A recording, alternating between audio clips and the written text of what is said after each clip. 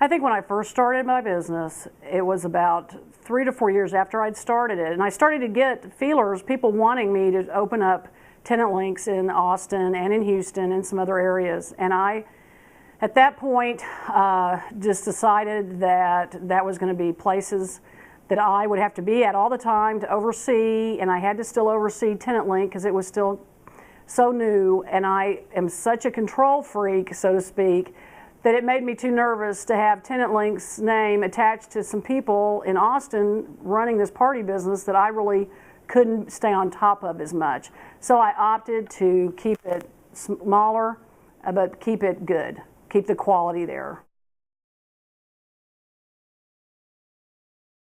I would say learning to, or meeting all the fabulous people that I've been able to meet with my different backgrounds of the ad living center and then the residential real estate and then the commercial real estate.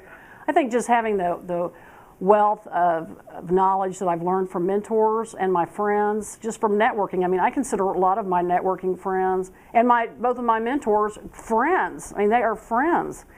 And I think just learning what a great, a valuable relationship can be through business.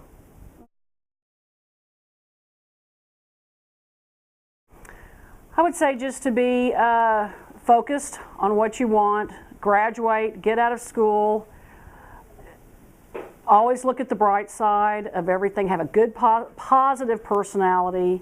If you haven't worked in the hospitality industry, like in a restaurant or something like that, I know I grew up working at Wendy's, at the side window, but I learned, if people don't like their burger, they're going to come back and complain. So you have to be able to learn with people and their reactions. You've got to be a people person, and you have to just have passion about whatever you do in life to be happy. Well, that's one of the things I talked about is you have to start at the bottom and work your way up. Now, what I don't want to see happen, though, is somebody that wants to be an event planner or in the hospitality industry, take a job as a waitress forever. I mean, get the job, earn some money, be able to start supporting yourself and everything, but then you've just got to continue interviewing. Don't get too complacent. Don't just go, well, I'm just going to be a waitress or, whatever. Try to be manager. I know a friend of mine's daughter worked for Chili's. She was a waitress, kept showing that she wanted to do more. Now she's a manager at Chili's. Yeah, her hours are tough. She works a lot of hours. But, she's going to get napped up by another probably hotel industry person that's going to want that hardworking individual that's loyal and has paid her dues. So don't get too complacent in a job that you're not happy with, but have patience to just keep pursuing what you want to do, and even if you've got to take a little step backwards to go forward.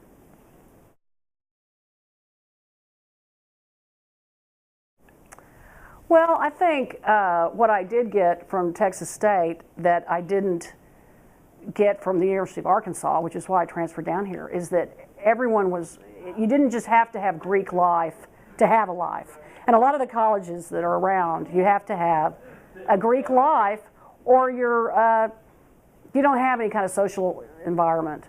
And what I loved about Texas State and San Marcos is that you could still not be Greek and still go into parties. You could still get into anywhere. There wasn't a lot of cliques when I was there, and I just learned to be able to be friends with the Greek life people. I was friends with other people.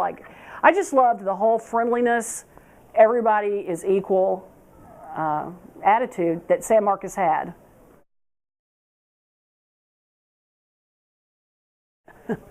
I'm Jenifer Glenn. I have a company called Let's Party, Tenant Link. I do corporate events, but the clown nose is to say have fun in everything you do. And I'm located in Plano, and my number is 214-908-5874.